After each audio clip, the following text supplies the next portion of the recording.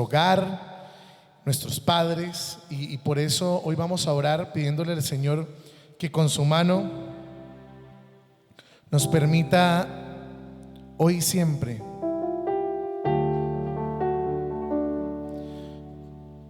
mantenernos firmes en medio de la pelea, de la tribulación, de los momentos más difíciles, pidiéndole al Señor en esta noche por tus necesidades,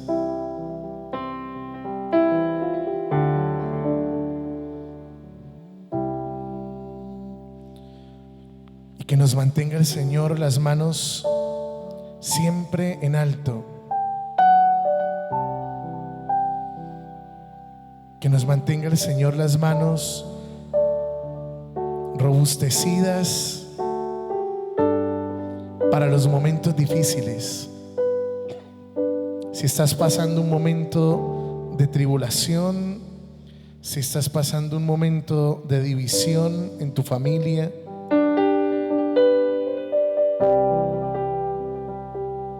pidámosle al Señor en esta noche que nos regale victoria sobre nuestras luchas.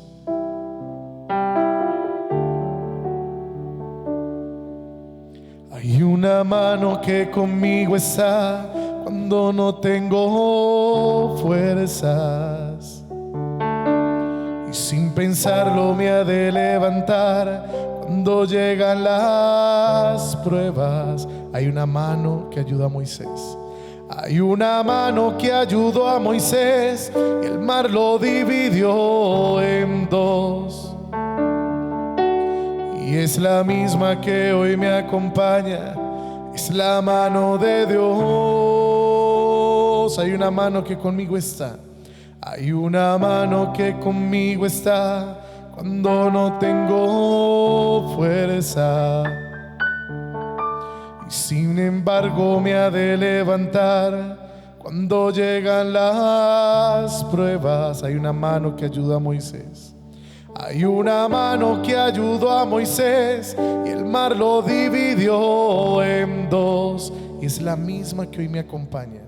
Y es la misma que hoy me acompaña. Es la mano de Dios. Es la que me sostiene cuando voy a caer. Es la que a mí me mueve para obrar con poder. La que me alcanza y nunca falta, me mueve con poder. Es la que me sostiene cuando voy a caer. Es la que a mí me mueve para obrar con poder. La que me alcanza y nunca falta, me mueve.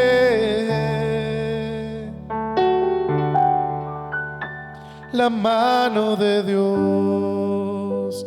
Hoy, Señor, te pedimos que derrames bendición, Señor,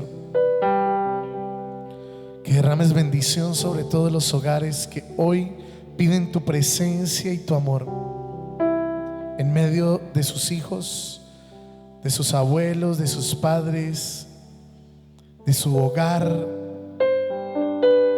Hoy te pedimos, Señor, que los sostengas todos y cada uno de los que hoy presentan, Señor, su oración por sus familiares cercanos o lejanos. Hoy te pedimos, Señor, que derribes los muros que separan a tantas familias. Te pedimos que derrames bendición, Señor, sobre todos los que se han alejado hoy de ti, Jesús. Que la bendición, Señor, que hoy pedimos para cada una de estas familias, Señor, sea derramada en abundancia y en amor. Porque tú sabes, Señor, cuáles son sus luchas. Te pedimos por las familias que luchan con el flagelo de la droga, con ese flagelo que muchas veces, Señor, les hace sentir que la batalla está perdida. Te pedimos, Señor, que sostengas con tu amor y tu misericordia A todos los que hoy, Señor, se encuentran en conflicto con sus parejas, con sus esposos, con sus esposas. Te pedimos, Señor, que hoy derribes todo orgullo, toda soberbia de sus corazones, para que seas tú, Señor, el que entre, el que transforme, el que devuelva el amor y la paz que se ha perdido en tantos hogares que hoy, Señor, están conectados o en tu presencia, Señor, con esta oración. Te pedimos, Señor, que seas tú que nos regale la certeza de que seremos capaces de abrir mares, de derribar muros, de luchar, Señor, contra cualquier Goliat que en nuestra vida se presente y quiera hacernos perder la fe. Hay una mano que conmigo está cuando no tengo fuerza, y sin pensarlo me ha de levantar cuando llegan las pruebas. Hay una mano que ayudó a Moisés y el mar lo dividió en dos, y es la misma que hoy me acompaña. Es la mano de Dios, es la que me sostiene cuando voy a caer. Es la que me sostiene cuando voy a caer. Es la que a mí me mueve para orar con poder. La que me alcanza y nunca falta, me mueve con poder. Es la que me sostiene, es la que a mí me mueve, la que me alcanza y nunca falta, me mueve. La mano de Dios. Que tu bendición venga esta noche sobre nosotros. Como siempre, Señor, lo esperamos de ti. Que tu bendición venga sobre estos hogares, sobre estas familias, y permitas que lo que hoy coloques en nuestros corazones nos ayude, Señor, a educar mejor nuestras familias, nuestros hijos, pero sobre todo, Señor, a restaurar, Señor, tu amor. La mano de Dios, la mano de Dios, la mano de Dios.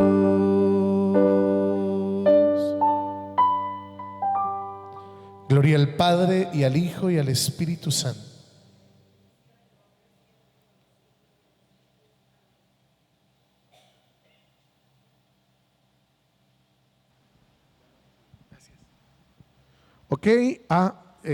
Ok. Bien, vamos a retomar un poco lo que veníamos viendo hace 8 días y hablábamos de los padres color naranja. Y los padres color naranja tenían que ver exclusivamente con 2 elementos que pedíamos que hay que mezclar en la crianza de los hijos y en la composición de la familia, y es el amor restaurador de la familia y la luz amarilla de la fe. Si toda familia uniera esos 2 elementos, el rojo con el amarillo, nos daría un naranja. Un naranja que significaría esa gracia y esa transformación que se da cuando se unen 2 elementos que se transforman en otro diferente. Hoy, en los padres que tus hijos necesitan, vamos a ver especialmente un elemento para recordar, y es el tema de las relaciones. El elemento fundacional para poder acompañar a las nuevas generaciones son las relaciones, no el poder, decíamos hace 8 días. Porque el poder, que es ese modelo vertical en el que muchos de nosotros fuimos educados, no funciona de la misma manera con las nuevas generaciones. Entonces, cuando hablamos de esto, no estamos diciendo que ese modelo es obsoleto y que nunca sirve para nada y que es mejor como crían hoy a los hijos que como los criaban hace 20 o 50 o 40 años. No, estamos diciendo que cada sociedad en cada momento tiene una necesidad distinta. Las nuevas generaciones, las que tenemos ahora, de nuestros niños y adolescentes, especialmente funcionan con un chip distinto porque como son más afectivos, son más sensibles a la naturaleza, son más sensibles al amor, son más sensibles a los afectos. Uno de los elementos fundacionales de la crianza de ellos es las relaciones. Si tú no tienes una relación cercana, fluida, de comunicación vital con un hijo o con un adolescente hoy en día, pues ya vas perdiendo. Y ya vas perdiendo porque muchos de ellos especialmente no logran en ocasiones comunicar todo lo que quisieran decirnos. Por eso, pasando al tema de hoy vamos a ver un elemento importantísimo que preparaba para esta noche, y es el síndrome de la familia Stock. Usted podrá pensar que cuando hablo de Stock estoy hablando de un apellido de una familia, y nos vamos a dar cuenta que no, es una tendencia que a veces se da en las familias. Cuando hablamos de familias, pues todos nos hacemos como una idea de qué debe ser o qué puede ser una familia. Entonces, muchos de nosotros ya tenemos modelos preconcebidos de lo que una familia debe ser. Entonces, por ejemplo, uno puede pensar cuando ve fotos como esta, ojalá la estén viendo ahí los que están conectados, cuando uno tiene una familia con una foto como esta, pues uno dice, uy, qué berraquera, pero está como muy alejado de lo que mi familia es, ¿no? Yo pondría como al hijo tirándole a la hija, por acá como el televisor, y al señor por allá con la cabeza así, con la mano aquí, rascándose sin saber qué hacer, y la señora histérica gritando a los hijos para que el otro no le tire el molinillo de la cocina. Cuando uno ve fotos así, a veces puede caer en la tentación de pensar que la familia de uno es un desastre. Porque a veces cuando vemos este tipo de familias o de fotos que a veces se publican incluso en las iglesias, ¿no? A veces en las publicidades de los flyers que hacen para promocionar algún elemento o alguna actividad familiar, colocamos estas fotos, ¿no? Entonces, claro, usted ve esa foto que invita a un día familiar en la iglesia y usted dice, no podemos ir porque me hacen pasar una pena, porque es que mi familia no es como la de la foto, mi marido no es como el de la foto, mis hijos mucho menos. Entonces, cuando uno ve fotos así, fotos que pululan por todos lados, se las tengo de todos los colores, ¿no? Se las tengo con los dos niños, la señora y el señor. Otra que me conseguí fue esta, ya metí a los abuelos, ¿no? Esos dos abuelos deberán ser los suegros de él o de ella. Piénselo, ¿no? Piense si usted tiene una foto con sus suegros así. Muy pocas familias lo tienen, ¿no? Si tienen a uno, no tienen al otro. Y si tienen a dos, no tienen a los otros dos. ¿Sí o no? O hay familias, bueno, ya viene con el perro incluido. Hay muchas familias que el perro es el más juicioso de todos seis, por ejemplo, en muchas familias. ¿Y por qué sucede eso? Porque a veces muchos de nosotros nos hemos hecho ideas de lo que debe ser una familia. Y cuando uno se coloca a ver este tipo de modelos, ojo con lo que voy a decir, estos tipos de modelos, usted solamente los encuentra en Google. Usted coloca familia, enter, fotos, y le aparecen todas estas fotos. ¿Eso cómo se llama? Cuando usted coloca en Google familia y le coloca fotos y le aparecen todas las fotos del mundo, eso se llama stock. Un stock es como un banco de fotos. El síndrome de la familia Stock es el síndrome de todas las familias que a veces quisieran o que a veces ven en este tipo de modelos el modelo que su familia debería ser.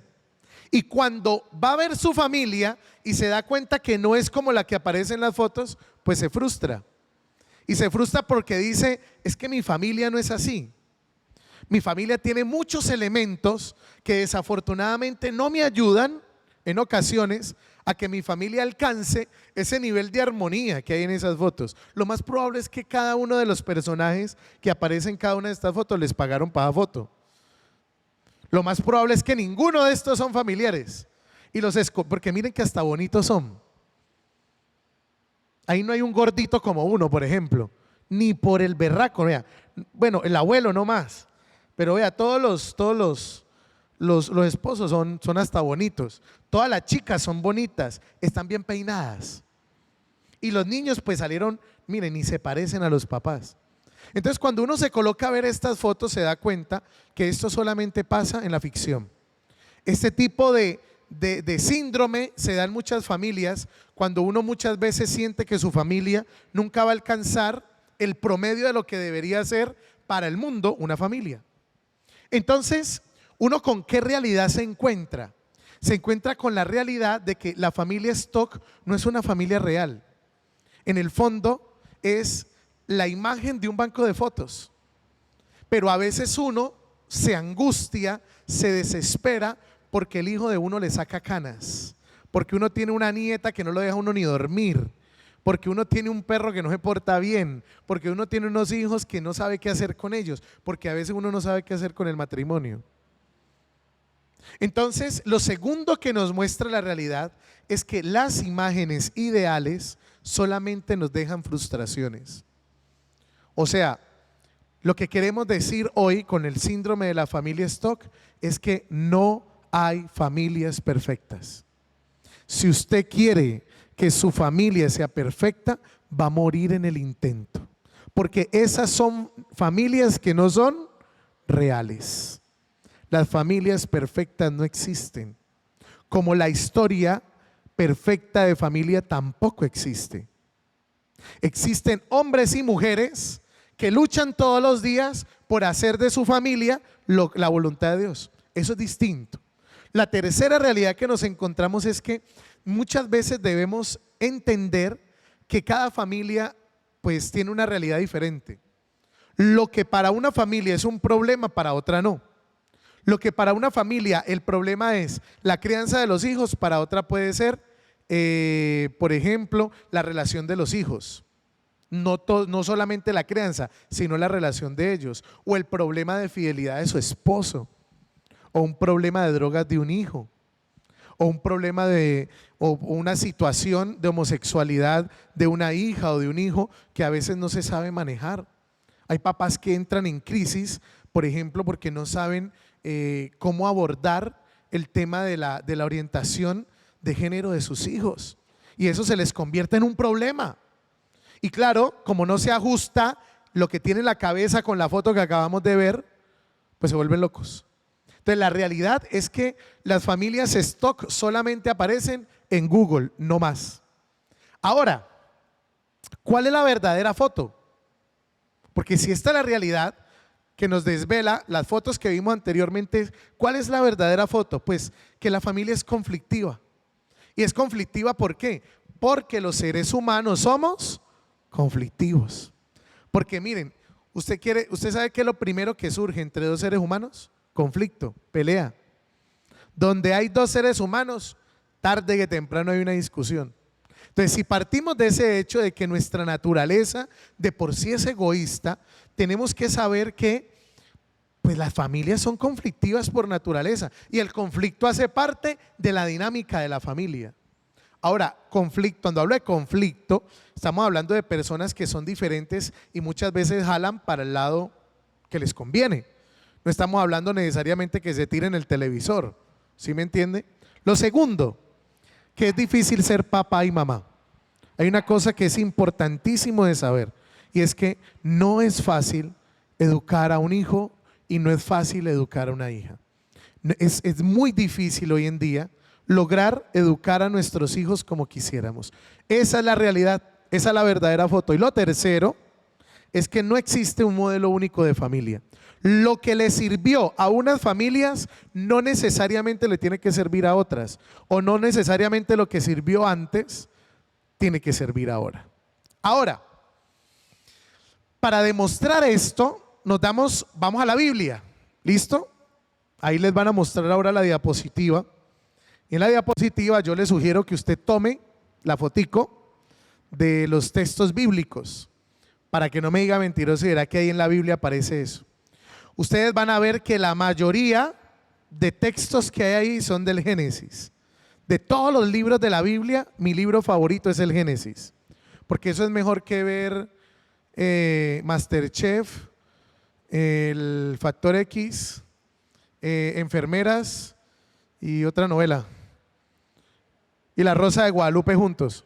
Usted quiere leerse un libro mejor que cualquiera de esas novelas, léase el Génesis. En el Génesis es todos contra todos, todos encima de todos, todos debajo de todos, es un tropel, la cosa más impresionante, que en el fondo el Génesis lo que hace es mostrarnos lo que somos nosotros. Eso hace el Génesis.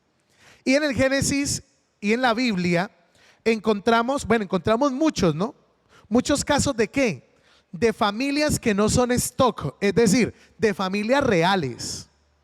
Porque uno podría pensar, ¿no? Vamos a la Biblia y nos encontramos un poco de gente pues así, pero beata, así santa, que suda agua bendita, y resulta que no.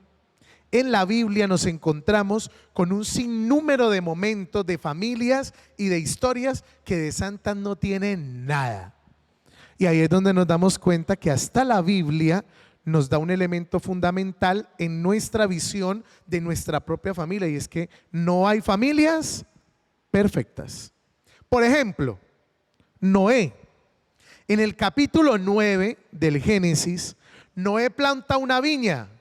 ¿Y saben qué hace después de la viña? Se mete una borrachera, pero la cosa más brutal del mundo, que luego tiene que pasar una pena y él termina odiando a una gente, los hijos lo ven casi desnudo porque el tipo termina pues, como se dice, hincho, vuelto nada en el piso. Y parece que Noé tenía un problemita ahí pues con el tema del alcohol. ¿Eso pasa en las familias? Pasa en las familias. En las familias que son reales. Otro personaje, vamos a Abraham. Hay un momento donde Abraham, aquí en el capítulo 20 del Génesis, resulta que él sale de Ur y llega por allá a un lugar, y en ese lugar no dice que Sara es su esposa, y el rey de ese lugar se enamora de Sara, y el Señor se le tiene que aparecer en sueños al rey, porque el rey quiere desposar a Sara, quiere acostarse con ella, y por allá el Señor le dice: no te vas a acostar con ella, es la esposa de Abraham. Y entonces el rey dice como que: ay, pero es que él no dijo nada, él dijo que era la hermana.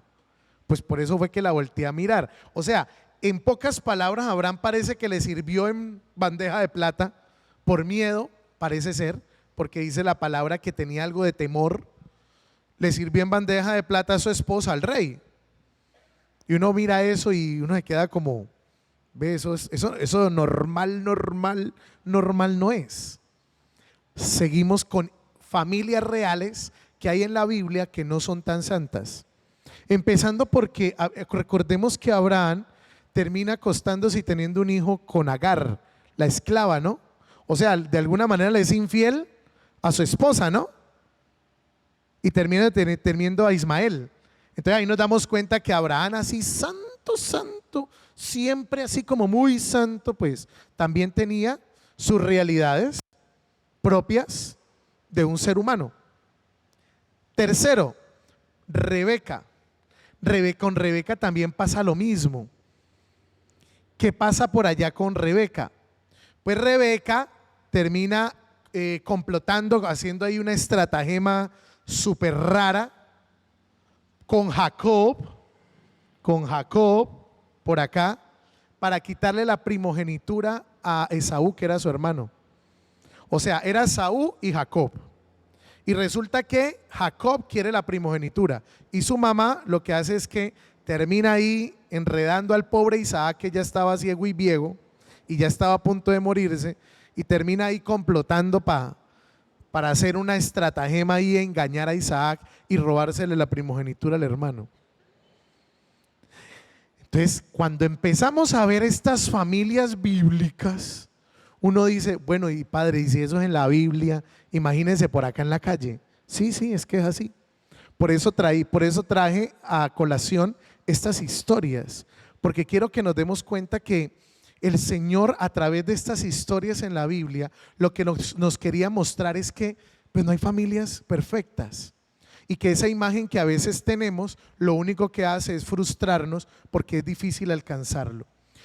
Seguimos con David, que esto no es otra pera en dulce, ¿no? Recordemos que David, por andar haciendo lo que no debe y viendo lo que no debía, terminó enamorándose de Betsabé y cometiendo un crimen. Y es el rey David. ¿Se acuerdan cuando en la Biblia llaman a Jesús y le dicen: Jesús, hijo de David, ten compasión de mí? Porque es que el modelo del rey era este man. David es el modelo del rey en la Biblia. Por eso a Jesús como que lo asemejan al rey David. Y resulta que David, santo, santo, así como muy santo, tenía también sus vainas. Seguimos con Elí, que era un sacerdote, que lo encontramos en el primer libro de Samuel.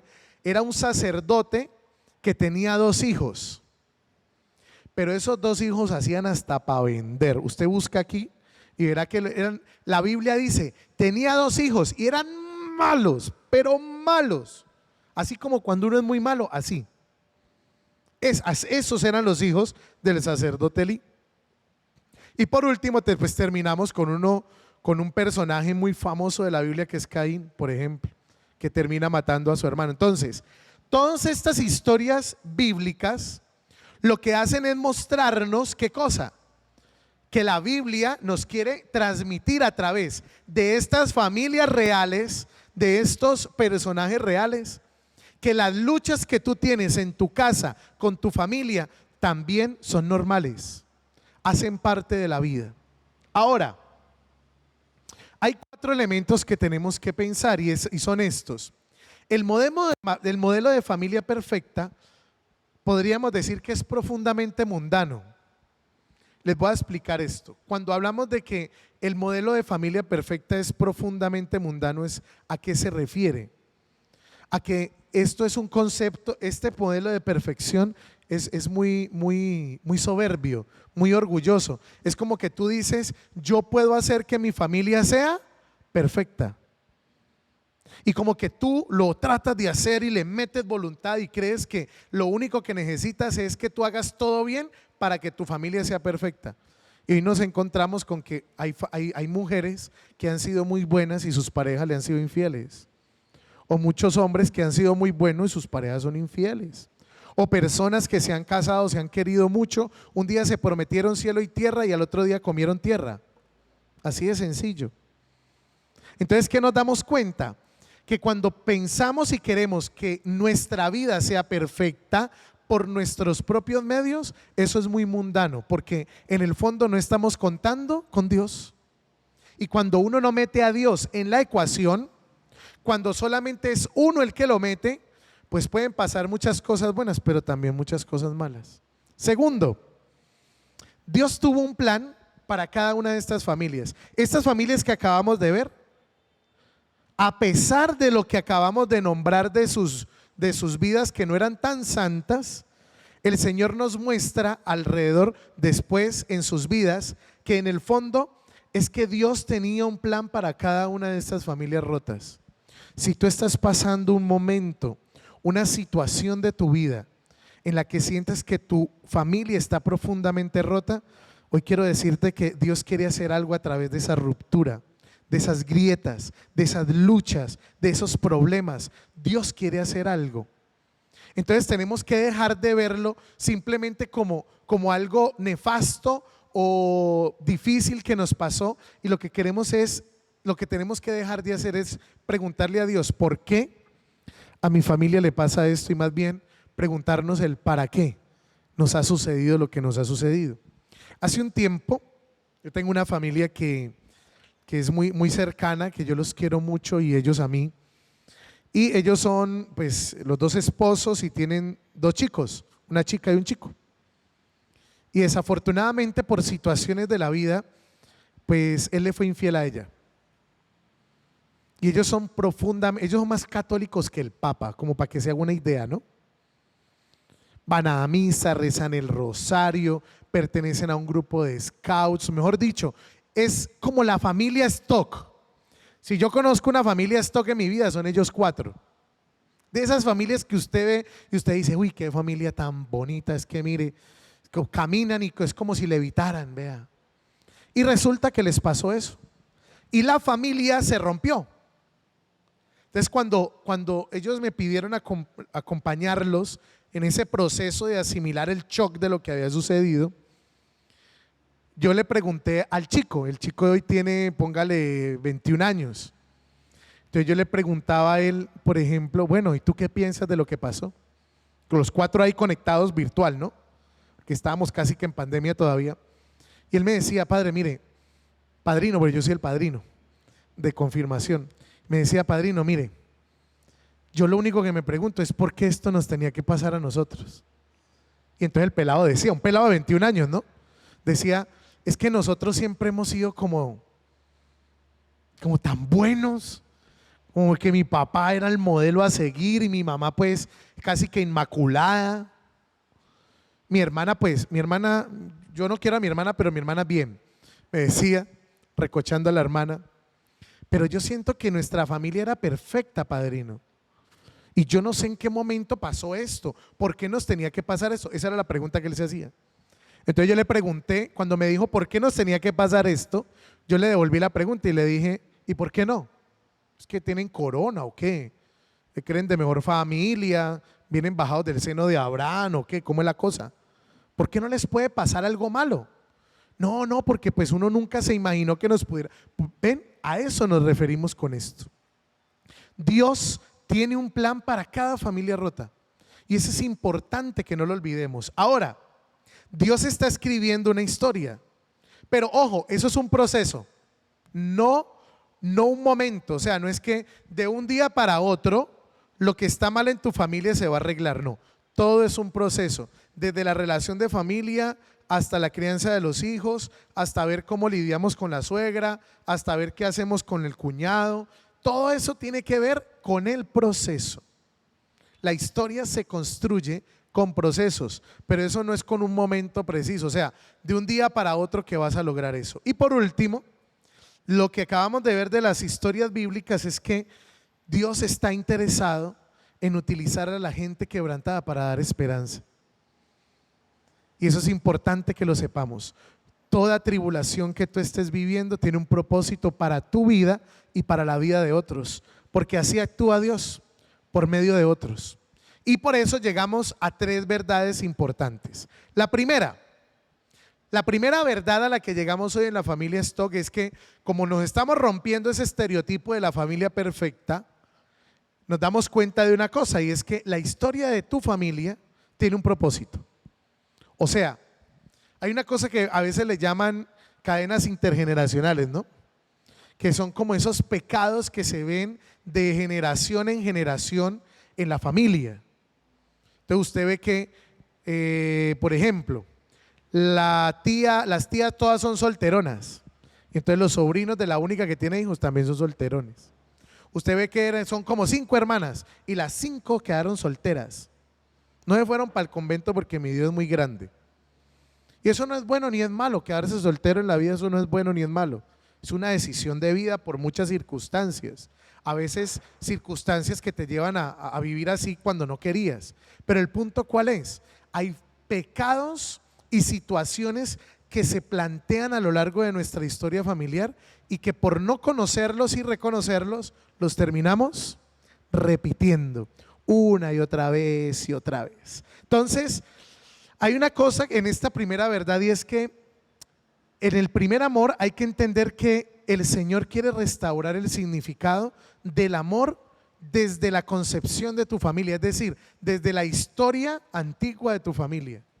Hay una cosa que muchas veces somos ignorantes de ella, y es cuál es la historia y los patrones de historia de mi familia. Entonces una de las primeras tareas de esta semana en este taller es que tú le preguntes a tu mamá, si ya tienes esposo o esposa, ¿sí? Le preguntes a tu familia cómo es la historia familiar de tu familia, cómo es la historia familiar de tu apellido. ¿Para qué? Para que logres identificar qué patrones hay por ahí revoloteando en el ambiente que tal vez o se están multiplicando hoy o pueden estar, usted aporta de repetirlos, por ejemplo.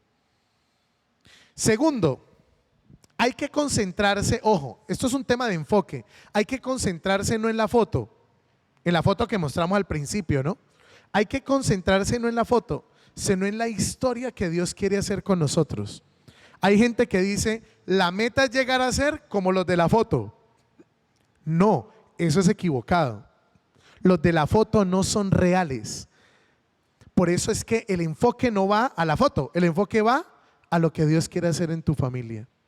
Entonces hay una cosa que tienes que empezar a reconocer, y es que tal vez en este momento estás replicando muchos modelos y situaciones que en tu familia han sido ataduras y tú mismo te has colocado los grilletes.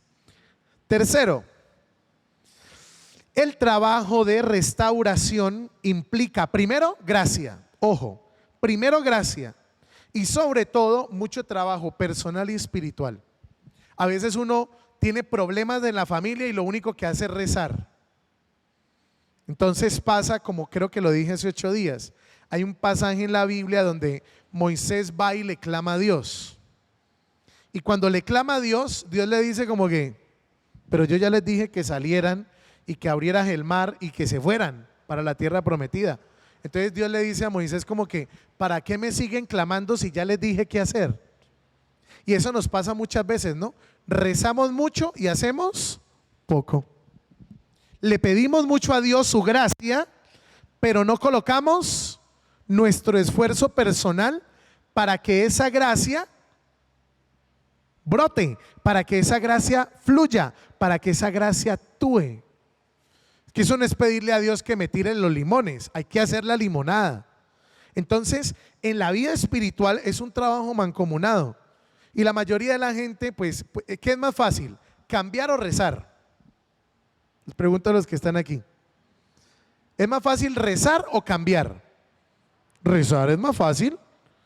Un rosario dura 15 minutos. Bien rezado, 15 minutos. 20 minutos con jaculatorias, pues. Usted sale en 20 minutos del rezo. Pero cambiar implica toda una transformación interior. Y eso es lo que no nos gusta hacer. Y después le preguntamos a Dios, Señor, ¿por qué no? Ahora, el Señor es tan bueno que a veces solamente con nuestra oración hace milagros. A veces no siempre. Pero este trabajo en especial de la familia requiere que tú también pongas tu parte. Y cuarto, cuando usted quiera tirar la toalla, soporte el camino en lo que no se agota, y es la vida espiritual. Si usted lo que quiera hacer en la transformación de su familia lo hace usted solo, va a perder el tiempo, va a perder los esfuerzos, va a tirar la toalla. Segunda verdad, todas las familias son disfuncionales. Sí, todas las familias, por más de que usted crea que la suya es muy normal, si usted cree que la suya es muy normal, es porque de normal no tiene pero nada. Partamos de ese hecho. ¿Por qué? Porque en toda familia hay cierto grado de disfunción. Lo que pasa es que no entendemos que somos humanos y pues todos terminamos siendo totalmente diferentes. Entonces, como hay diferentes grados, no podemos negar que haya disfunción, pues no todos somos perfectos. Si tu familia no es disfuncional, yo podría atreverme a decir que entonces no necesita a Dios. ¿Por qué? Porque pues, ¿para qué necesita Dios una familia que es perfecta? Como sabemos que no somos perfectos, entonces reconocemos que sí hay disfunciones en nuestra familia. Segundo, en los tropiezos es importante que convirtamos toda caída como parte del proceso. O sea, usted quiere cambiar a su hija, usted quiere cambiar a su hijo, usted quiere mejorar su matrimonio, usted quiere mejorar la relación con su mamá o su papá. Pero eso como cuesta y toma tiempo, si de pronto usted ve que el proceso con su mamá va así, y un día ella se despeluca, no se desanime, eso hace parte del proceso. O sea, los tropiezos convirtámoslos en parte del proceso y no del fracaso. Hay gente que dice, no, padre, es que yo yo intenté por todas las formas. Y por todas las formas es que creyó que eso, diciéndoselo 2 o 3 veces, ya iba a tener. Nosotros los seres humanos somos los únicos seres sobre la faz de la tierra que somos capaces de tropezar hasta 3, 4, 5, 6 veces con la misma piedra. Eso es como el que le dice, el que tiene una hija o un hijo difícil y dice: no, padre, vea, es que yo cuántas veces le he dicho a ese muchacho y es que no hace caso, dicen los papás, ¿no? Y la pregunta es: ¿y a usted cuántas veces le han dicho y usted no ha hecho caso? Y es adulto. Entonces imagínese a un pelado que quiere hacer 800,000 cosas como usted no se imagina. Pilas, porque los tropiezos hacen parte del proceso, no pueden ser las excusas para dejar de intentarlo. Tercero, si usted sigue pensando en que quiere alcanzar esa imagen de la familia ideal, pues mire, no va a pasar nada. ¿Por qué? Porque las imágenes ideales, lo único que generan en uno es miedo. Porque uno dice: ¿cuánto llevo intentándolo? Y no nos parecemos ni en el peinado a los de la foto, pero es que ni en el peinado yendo al salón de belleza. Si usted está mirando a cada rato la imagen ideal, se va a dar cuenta que eso no lo va a alcanzar. Y por último, en esta verdad de las familias disfuncionales, hay que evitar una trampa, o mejor, 3 trampas. ¿Cuáles? Primero, la de sentir que no estás a la altura del proceso. No, pues que ninguno estamos a la altura hasta que no alcanzamos ese grado espiritual que necesitamos. Mientras uno está en el proceso, uno nunca está a la altura. Hay gente que dice: no, pero es que, padre, vea, yo he intentado y lo he intentado y es que yo le hago. ¿Y cuánto llevas? Padre, 1 semana. Y uno dice: pero es que lleva 1 semana. No, padre, pues que uno ya debería ya haber cambiado. 1 semana, no 1 semana, 1 mes es muy poquito. Porque eso es equivalente ¿a qué? A las heridas espirituales que muchos de nosotros tenemos. O sea, no puedes creer que vas a sanar en 15 días o en 8 días lo que te hirió tan profundamente desde que eras una niña, un niño, desde que eras un adolescente, desde que eras muy joven. Ahora, la segunda trampa es compararnos. ¿Cómo te parece que yo también voy con la familia de mi cuñado a la iglesia y a tal cosa y a terapia y nada? No, es que lo que funciona para una familia no funciona para todas. Entonces, compararse es una trampa. Y la tercera trampa es colocarse metas más allá de la realidad. Hay gente que a veces dice: no, de aquí a dentro de 2 meses ya tenemos que ser la familia feliz. Y mentiras, eso no se da así. Tercera verdad. Entonces recordemos, la primera verdad que hoy sabemos es que la historia de tu familia tiene un propósito. Lo segundo es que todas las familias son disfuncionales. Y la tercera es que la imagen perfecta no es la historia más grande. A veces uno ve muchas familias que aparentan cosas que no viven. Entonces uno piensa que son perfectas. Pero lo importante es la historia que Dios hace con la familia de uno. Por eso hay una cosa que es importante y es: cada familia es una potencial plataforma para que Dios realice milagros. ¿Tú quieres que Dios realice milagros en tu familia? Tienes que entregarle tu familia a Dios. No puedes seguir haciéndolo solo. Es importante que te quites la imagen de familia perfecta o ideal y que con la realidad de tu familia te arrodilles delante de Dios. Hasta que eso no pase, usted va a seguir tratando y muriendo en el intento. Segundo, Dios te conoce. Por eso el Señor, que conoce nuestros límites, nos enseña a ser dueño de ellos. Y por eso, ¿cómo nos enseña a ser dueño de ellos? Cuando uno le ofrece los límites de uno a Dios.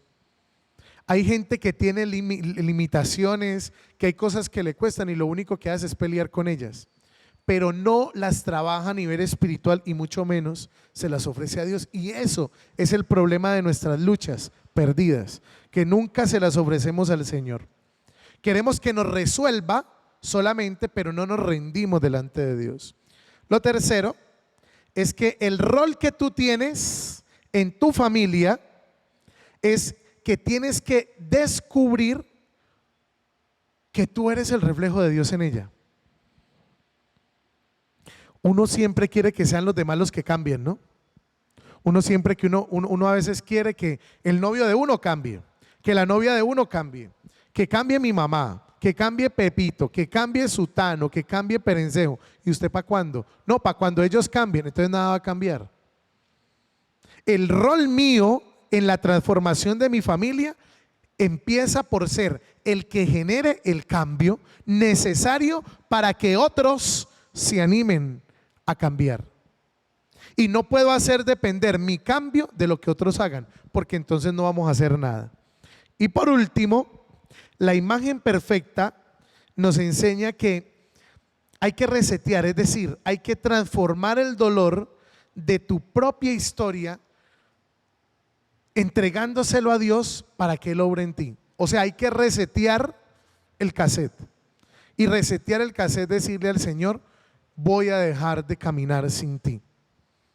La mayoría de familias que fracasan en su vida de pareja es porque nunca caminaron en Dios. Ahora, caminar en Dios no le va a asegurar nada, pero sí le va a hacer más seguro el camino. Porque hay muchas familias que caminan en Dios, pero no se sujetan totalmente a Él, como decíamos anteriormente. Para terminar, la idea es que usted durante la semana se haga estas 5 preguntas. Bien, ojalá le tome ahí el pantallazo a su pantalla, valga la redundancia, le tome ahí la foto a su pantalla y podamos trabajar sinceramente estos 5 elementos. El primero: describe una imagen de la familia, de tu imagen de familia perfecta. Pero sobre todo, mire de dónde viene esa idea.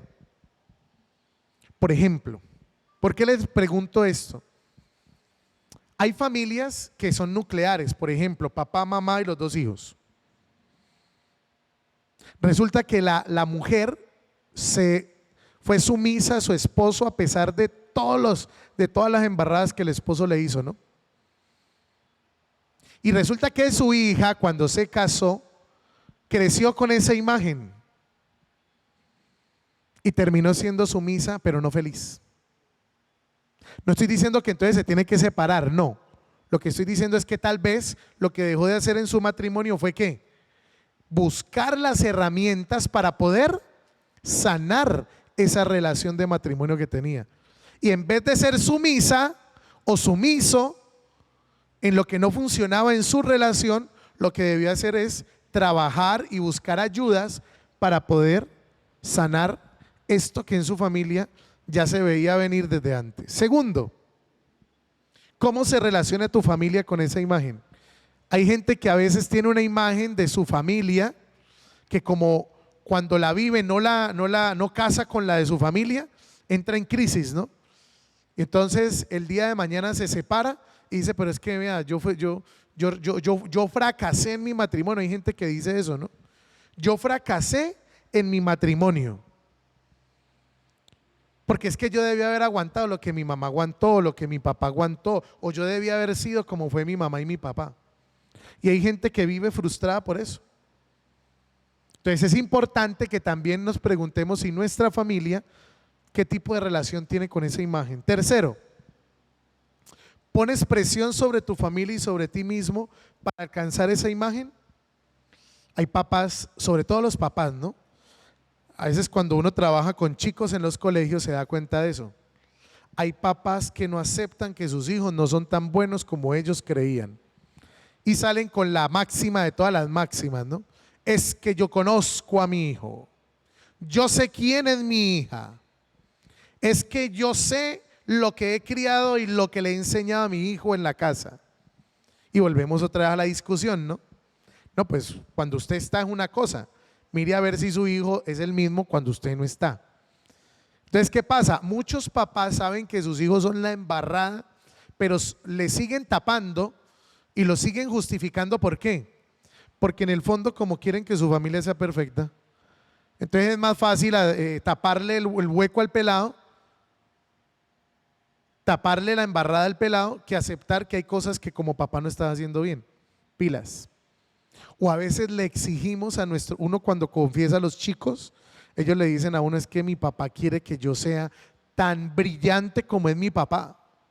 Es que yo voy a estudiar medicina porque todos en mi familia son médicos, mi mamá es médica y mi papá es médico, y si yo no soy médico, pues me desheredan. Muchas veces le colocamos a nuestros hijos esa imagen que nosotros tenemos de familia perfecta. Cuarto, ¿cómo influye la imagen de lo que se supone que debe ser sobre la manera como educas a tus hijos? Pilas, porque uno a veces por hacer más termina haciendo menos. Y quinto, ¿qué cosas en tu familia consideras que no son ideales? ¿Y cómo crees que se siente Dios respecto a las imperfecciones de tu familia? Esta pregunta es importantísima, porque en el fondo, dirá ya la palabra en los Hechos de los Apóstoles, es mejor obedecer a Dios que a los hombres. Entonces ahí hay que ajustar el modelo que yo tengo de mi familia para que no termine siendo el que la gente quiere que yo vea, o mejor, el que yo quiero que la gente vea, y más bien el que Dios quiere que sea. Bien, el síndrome de la familia Stock nos recuerda entonces que nuestra familia no es perfecta, que es real, que tenemos luchas, pero que tenemos que hacer algo por ellas. Qué bueno que nosotros alrededor de nuestro caminar, dándonos cuenta de eso, empecemos a romper con esas imágenes y empecemos a descubrir cuál es la imagen que Dios quiere en nuestra familia. Vamos a orar. Si tienes a tus hijos cerca, llámalos. Si tienes a tu familia cerca, bueno, dile que se regalen este momento. Si tienes a tu pareja al lado, qué bueno que se abracen, que se mimen, que se regalen un momento delante del Señor para pedirle especialmente por esas imperfecciones que hay muchas veces en nuestro corazón. Hoy te pedimos, Padre, que derrames bendición sobre la vida y sobre el hogar de todas estas familias que hoy han escuchado esta palabra y han descubierto, Señor, en tu voluntad y en tu amor, la gracia que tanto necesitan para sus hogares.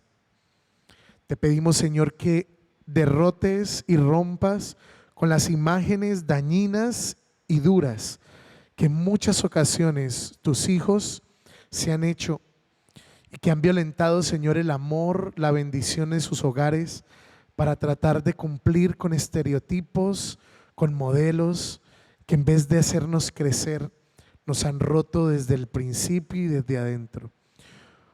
Bendice, Señor, las familias que hoy colocamos en tu presencia, las que hoy sufren, pero las que quieren, Señor, hacer tu voluntad. Acógelos, Señor, en tu amor y anímalos en todo momento para que hagan siempre tu obra en ellos. Y seas tú, Señor, el que con su gracia los asista, en el nombre del Padre y del Hijo y del Espíritu Santo. Amén. Nos vemos dentro de 8 días, 7:45, con estos temas de crianza y de pauta también para el hogar, sobre los padres que tus hijos necesitan. Que Dios los bendiga y buena noche para todos.